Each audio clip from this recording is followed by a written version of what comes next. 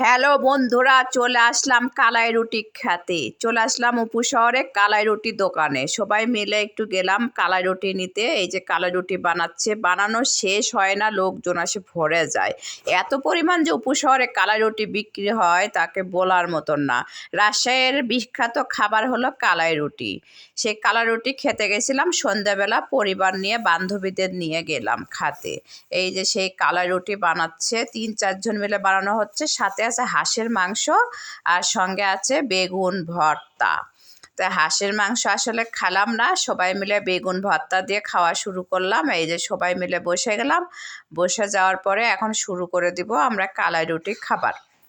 এই যে কালাই রুটি চলে আসছে, কালাই রুটি বেগুন ভর্তা, সবাই মিলে কালাই রুটি বেগুন ভর্তা খাওয়া শুরু করে দিল। এই যে আমরা শুরু করলাম, বান্ধবীরা সবাই বসে আছে ছেলে মেয়ে নিয়ে। এই যে খাওয়া শুরু। কে কত খেতে পারে, বেশি একটা কেউ খেতে পারলো না, তবু কোনো ব্যাপার না। আসলে খাওয়াটা দুয়ে কথা, আনন্দটাই মেন কথা। পরে আমিও একটু খাচ্ছি। আমি না খেলে তো হয় না, প্রচণ্ড মোটা হয়ে গেছি, তবু একটু কালাই রুটি না খেলে মনে হয় যে কী যেন একটা খেলাম না।